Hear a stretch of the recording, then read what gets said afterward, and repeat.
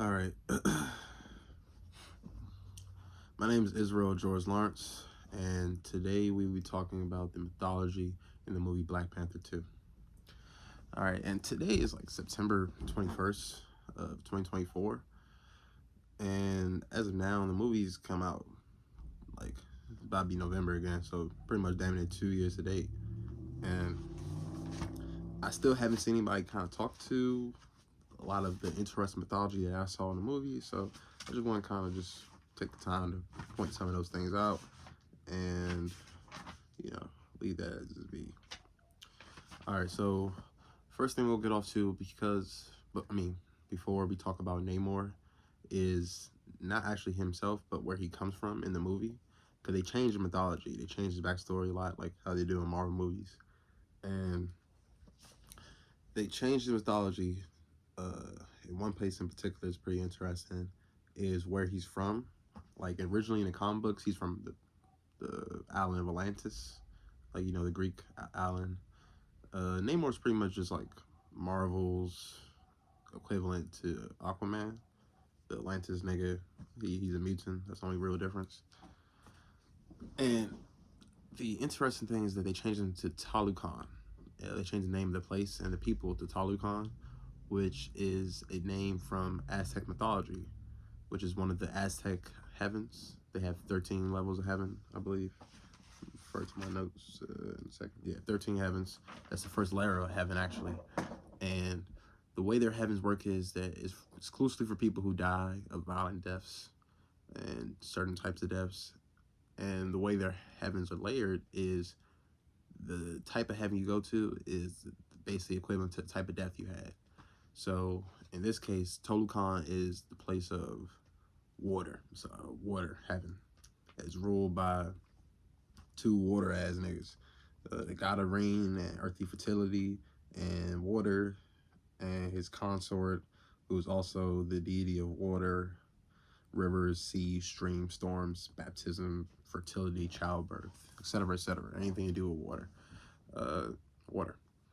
And in the same thing, they talk about how Tolucan is exclusively for people who died of water-related deaths, like floods, drowning, water-related sicknesses. And I thought it was pretty interesting that they changed the mythology from a place that traditionally is talked about as being a sunken island to a place that is a heavenly layer of heavenly water world, like kind of like this as above, so below thing. Because even in the movie, they still make it an underworld island, because that's like underwater island, and of course that's representing the underworld. That's why I think the Freudian slip of that was, and it's pretty interesting. Like just that change, just that juxtaposition of the mythologies and that addition, like making this sunken island synonymous now with this heavenly water place where specifically people go there who died of water-related illnesses, water-related deaths, like water-related illnesses and floods and drowning and shit like that. And I thought it was really interesting too in the fucking movie that they drown half of Wakanda, which is like, I'm saying, this is what I'm saying. This is when you talk about like a mythological sentence, like in the being like the subtext of a story. And because this mosaic almost is like pretty interesting when you put all these things together and you're like, oh shit, like they put that together and that connects that.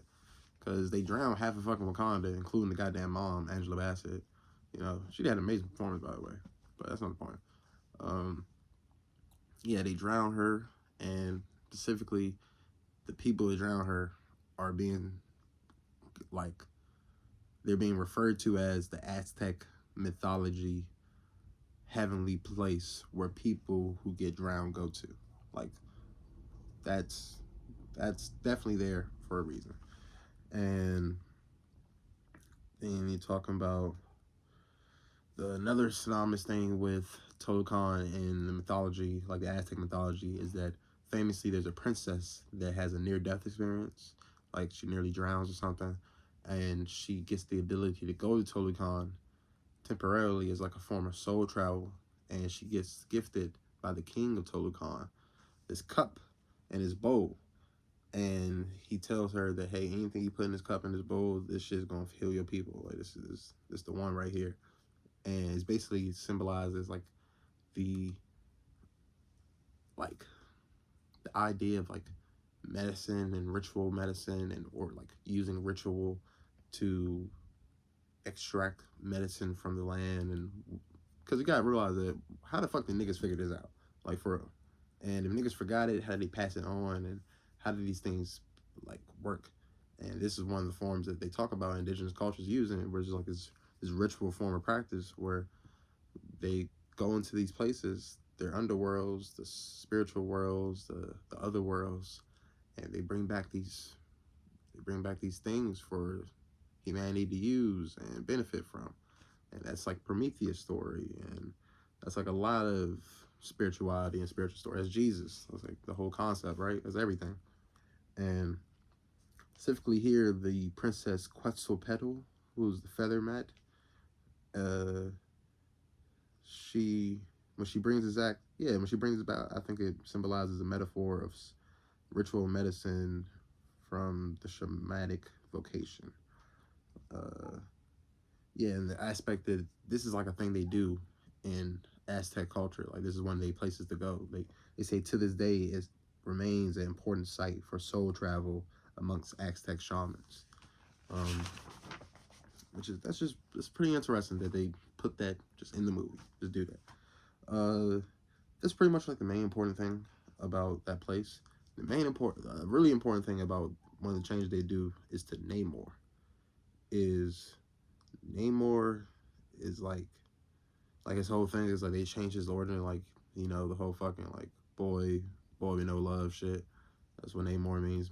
Boy no more, some shit like that. And the fucking Tolucan's supposed to be ruled by the lady with the jade skirt, the jade heart, and you know the jade is a symbolization of the heart, and I think they also say the cactus. She's the synonymous with the prickly pear, which is another symbol of the human heart. When we know how heart is really important to Aztecs, like as a symbol, like overall, like in their sacrifices and their mythologies, like it's an important symbol. But you know, Christianity, you got the burning heart with Jesus and shit. Like everybody, heart's really important. Fucking Black Panther, the heart-shaped herb, like it's a thing in this mythology, and they're bringing it up for a reason. And oh, I was about to forget real quick. My bad. That was the whole point of bringing that fucking princess story, is because in the movie they do the whole princess thing again, where Shakiri, what's it called? You know, Black Panther, the Black Panther girl, the one in the second movie, the sister. She's the princess, and she goes to the damn Tolucan. Like she goes to the Tolucan in the movie and brings back some shit. Like it's like a whole. They do the same ritual in the movie, and then you got the nigga Namor. That's back to Namor, where his people call him. They don't call a nigga Namor, bro. They call a nigga Kulu Khan. And Kulu Khan is literally the. I'm trying to remember. I ain't trying to get it wrong. It's They say Mesoamerican. So I've said this specifically would be I think Kichimaya. They say Kichimaya. Oh no, that's another one. My bad. I think this is the Inca. Yeah, so either way, he's one of the Mesoamerican, I think, Incas. The Kulukan is the name for their feathered serpent deity. That's Quetzalcoatl, which literally means Quetzal. Like, remember earlier from the princess being Quetzal, feather mot. Quetzal is feather. Coatl is serpent. So it's like the feathered serpent. Literally, the feathered serpent, like a dragon. And in the movie, Namor is fucking flying. And of course, he's in the water. He's not synonymous with a serpent, but you know, serpents being, you know, they can do the whole water thing. They have they have a thing with the water, and in the symbology of it all, the whole feather serpent thing anyway is like a dragon symbology, which the dragon symbology is like as above, so below. That's literally what it is. So either way, the underworld thing is synonymous with that anyway. because it's supposed to be this. It's supposed to be the symbol of the most heavenly figure that, the bird is always the symbol they use for representing the spirit, because it can fly. It's free. It's it's in the heavens. It's in the skies. The highest shit. It's the highest shit we see that like is living and moving. You know what I mean? And at different times when we believe different things were living, we looked at higher shit too, like planets. When we thought planets was fucking living, niggas was like, oh shit, the moon, the planets, they really the shit up there, because niggas live and they moving across the sky. But now that we like, oh fuck, that's not true. Like the fucking that bird is definitely fucking real. So the bird moving around the sky is like the highest shit, and that's what whole Christianity shit was. Where like there's a lot of birds, a lot of angels, niggas with wings and shit like that. Fucking, there was a whole thing with like the lowest thing was a serpent and the devil. So like, pew, they just put the symbol as a combination of the two, which is a cohesive symbol. And the feathered serpent, yeah, making the feathered serpent was really interesting in my opinion, because the feathered serpent was a god of rain and celestial waters. He was the fire bringer, the patron of arts.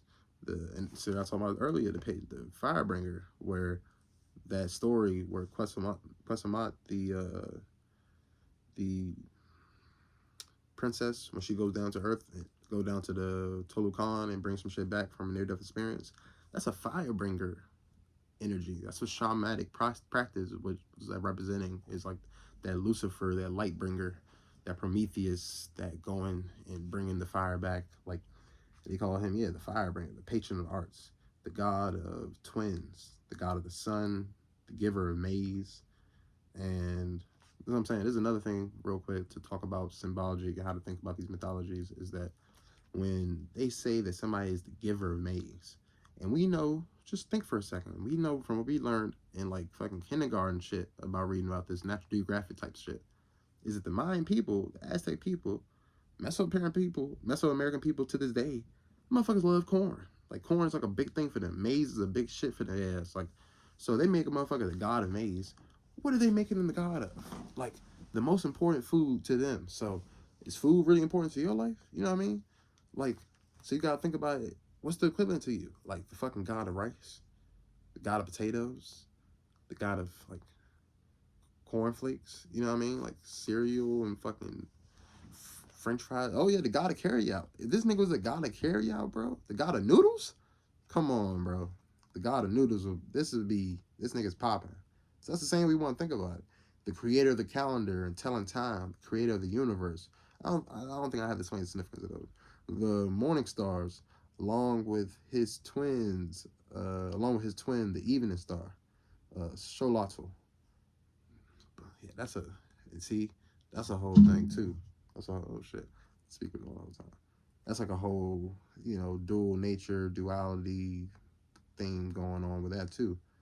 The feather representing the divine heavenly nature, flight, astral travel, illumination, enlightenment, and the serpent aspect representing the opposite, human nature, animal nature. Serpent symbolize healing, medicine, death, evil, fertility, transformation, rebirth, and power.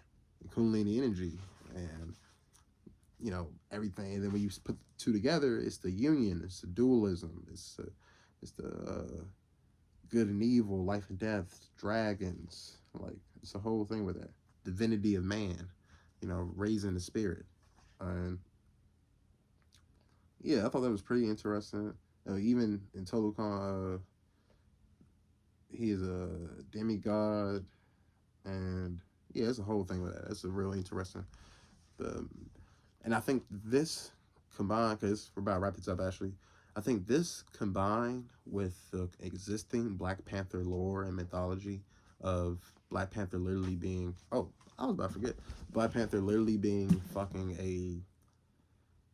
a avatar of, oh god, let me use this real quick. Avatar of Bast. It's literally a statue of her. Yeah, like they're literally talking about in the movie. And I'm saying, you can cite this shit. Nerd, nigga, I can cite this shit. You can watch in Civil War right after his father dies. When he talked to Blackwell, he sits on the bench and he tells her, "Yeah, my people. We talk about like death is not the end; it's only the beginning. That's how you restart in your life." And we pray for Bast. Bast better pray for me. I'm gonna kill these niggas. He say so much wild shit. Like, but he talk about that he's literally a servant of Bast, and he talk about in the beginning of Black Panther, the nigga, he bows down to Bast, and it's this big ass Panther lady, the big ass Panther. And then Love and Thunder, you can watch it when they go to the Council of Gods. When Thor go to the Council of Gods and talk to Zeus and shit, there's Bastet sitting right there too. She got the Egyptian shit all on. She not a cat, but she look like a cat. You know what I'm saying? And yeah, so that existing lore and shit like that. And obviously, there's a connection between these two places anyway. Like, we've been talking about this forever. Like, oh my God, there's pyramids in the Aztecs. And oh my God, there's pyramids with fucking Egypt and shit like that. And Kemet and Commission shit is related to Olmec stuff. And all the shit is linked up. So when we talk about that, it's like, damn, eventually someone had to link it up. And why are they linking it up right now? And why are they putting these metaphors together with the Black Panther thing? Like, what specifically is the story being told? Like, what does Black Panther have to do? What does Bastet have to do with Quetzalcoatl? That's what you got to start asking yourself. Quetzalcoatl's up here too. Can you see it? This one. Yeah, that's Quetzalcoatl. And, like, what is Quetzalcoatl? What is that? What does that nigga have to do with this hoe? You know what I'm saying? Like, what do these things have to do with in relation to each other? That's the answer. And to wrap this up, so we about to get 20 minutes of this shit. And I'm supposed to be like 10. So, is the very interesting, fucking Wakanda is a real concept, place, dare say. What is real? You know what I mean? Is heaven real to a Christian? If heaven is real to a Christian, then Wakanda is just as real, as we now find out. Wakanda. I'm reading this from two different sources. Yeah, two different sources. I got one right here. This one is the facts on the facts on file encyclopedia of world mythology and legend. This joint, old joint, got some bullet wounds. Niggas been going to war with this joint. Some stab marks and shit. In North America, Indian mythology, Omaha specifically, the creator god in whose mind all things existed until they found a place for bodily existence. Wakanda. And that's spelled Wakonda. That's Wakonda. So it's pretty much spelled the exact same. And I've seen a version where it's spelled a lot closer, actually. But it doesn't really matter. It's literally the same, like, that's the whole thing about vowels. Like, that's one of the things that, like, a part of the English language, like, it's always a bar. Like, you look at a word, it's A-E-I-O-U, and sometimes Y. Like, that's like a whole thing. Like, just switch them all out and see what happens. That's a interesting little etymology little thing to play with. Yeah, see it right here. Yeah, you can see that shit. So that's like a real entry. That's really like a real place. And that's an interesting concept. It's the creator God in whose mind all things existed until they found a place for bodily existence. It's the mind of God. That's what they're talking about. The mind of God. Wakanda is the mind of God. What is that saying? So what is that damn rock? Come on, guys. Like, when it's the mind of God, what is that goddamn rock? The fucking pineal gland. What are we talking about now, guys? Vibranium, nigga. Wakanda forever, man. Is this shit in here? Oh, yeah. Spelt the same way as the other one, with the O in the middle. The Wakonda. Wakanda. Creator God Omaha Indian, a remote and vaguely defined deity invoked by the shamans of the tribe. Shamans, think about that. Also, a generic term equating to the spirit that in an animalistic, oh, my bad, in an animistic, like, animistic is not like, oh, they think it's like animals and shit. Animistic is like literally anima, the spirit, breath, animated. Uh, in an animistic and shamanistic religion, all things existing in nature possess.